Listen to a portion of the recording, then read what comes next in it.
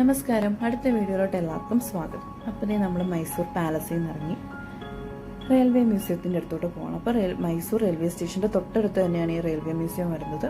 അതിനുള്ളിൽ കയറാൻ വേണ്ടിയിട്ട് എൻട്രി ഫീ ഉണ്ട്. 50 റുപ്പീസാണ് പെർ ഹെഡ് വരുന്നത്. ഇതിനകത്ത് മെയിനായിട്ട് പണ്ടത്തെ അവരുടെ കോച്ചുകളും അത് ഓരോ കോച്ച് നിർമ്മിച്ച വർഷവും അതിൻ്റെ പ്രത്യേകതകളും അങ്ങനെ നമ്മൾ കണ്ടിട്ടില്ലാത്ത പണ്ട് ഉണ്ടായിരുന്ന ഓരോ റെയിൽവേയുടെ പുരാതനമായിട്ടുള്ള ഒരു ഇതുമാണ് അവരതിനകത്ത്. അതും അതിൻ്റെ എക്സ്പ്ലനേഷൻസും അതിൻ്റെ മോഡൽസും ഒക്കെയാണ് അവിടെ കൊടുത്തിരിക്കുന്നത്.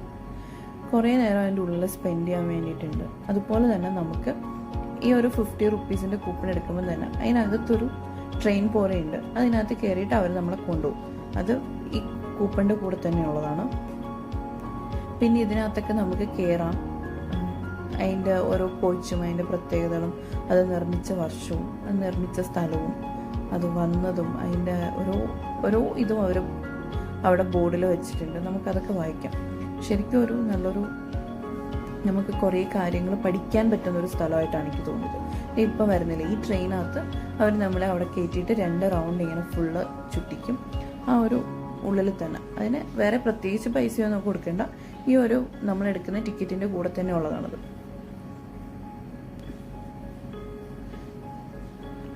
പിന്നെ നമുക്ക് അതിൻ്റെ ഉള്ളിലൊക്കെ കയറാൻ പറ്റും. പിന്നെ ജസ്റ്റ് പ്ലേ ഏരിയാസും ഒക്കെ ഉണ്ട്.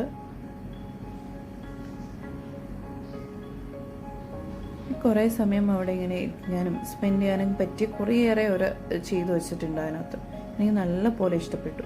പോയ കൂട്ടത്തിൽ ശരിക്കും ഒരു ഹൈലൈറ്റായിട്ട് പറയേണ്ട ഒരു സ്ഥലം ഇതാണ് റെയിൽവേ മ്യൂസിയം.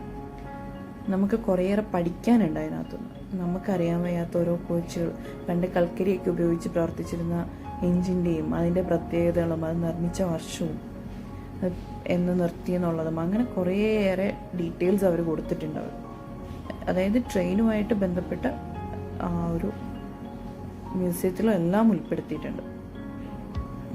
ഞങ്ങളും ആ ഒരു ട്രെയിനകത്ത് കയറി ഒരു 2 റൗണ്ട് വന്നു. അത് നല്ല രസമായിരുന്നു.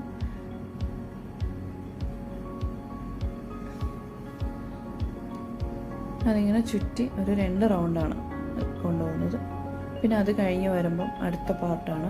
അവിടെ ഇങ്ങനെ ട്രെയിനിൻ്റെ ബോഗി വെച്ചിട്ടുണ്ട്. പിന്നെ പണ്ട് നമ്മളിവിടെ ഒരു വളരെ പ്രത്യേകതയുള്ളൊരു ബോഗി, അതിൻ്റെ ഡീറ്റെയിൽസ്, ഈ പണ്ടത്തെ VIP അതായത് VIP അല്ല, ഫസ്റ്റ് ക്ലാസ് ബോഗികളും അതിൻ്റെ ഡീറ്റെയിൽസുമാണ് അതൊരു ഇതിനകത്ത് വെച്ച് ലാസ്റ്റ് നമ്മൾ കണ്ടത്. പണ്ടത്തെ ഫസ്റ്റ് ക്ലാസ് എങ്ങനെയായിരുന്നു, അതിൻ്റെ വാഷ്റൂം, അതിനകത്ത് ഇരിക്കുന്ന സ്ഥലം, ശരിക്കും ടേബിളും ചെയറും കട്ടിലും അങ്ങനെ എടുത്ത് കാണിച്ചിട്ടുണ്ടായിരുന്നു അവർ. ഇതാണ് ഇത്. എന്നിട്ട് അതിൻ്റെ നോർമൽ ഇത് വരുന്നത്. ശരിക്കും നല്ല രസമുണ്ടായിരുന്നു. അങ്ങനെ ഓരോ സ്ഥലത്തും നമുക്ക് ഉണ്ടോ ഡ്രസ്സിങ് ടേബിൾ അങ്ങനെ അവർ കൊടുത്തിട്ടുണ്ട്. അന്നുണ്ടായിരുന്ന ഓരോ കാര്യങ്ങളെ പറ്റിയും അവർ ഡീറ്റെയിൽഡ് ആയിട്ട് അവിടെ കൊടുത്തിട്ടുണ്ട്. അതിനുശേഷം നമ്മൾ പുറത്തിറങ്ങി കുറച്ച് അവിടെ നിന്ന് പിന്നെ നമ്മൾ റെയിൽവേ സ്റ്റേഷനിൽ പോയിട്ട് അടുത്ത ട്രെയിനിൽ കയറി നേരെ ബാംഗ്ലൂർക്ക് വിട്ടു. ഇനി നാളെ നെക്സ്റ്റ് ഡേ നമുക്ക് തിരിച്ച് നാട്ടിലേക്ക് പോകണം.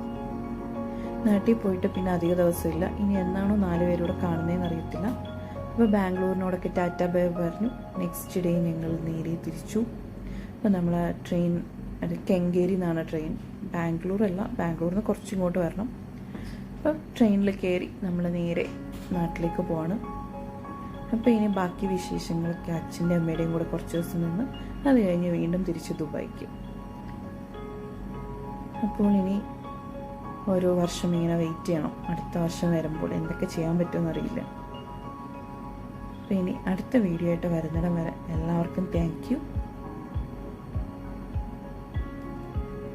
അപ്പോൾ എല്ലാവരും വീഡിയോസൊക്കെ കാണാൻ സപ്പോർട്ട് ചെയ്യുക.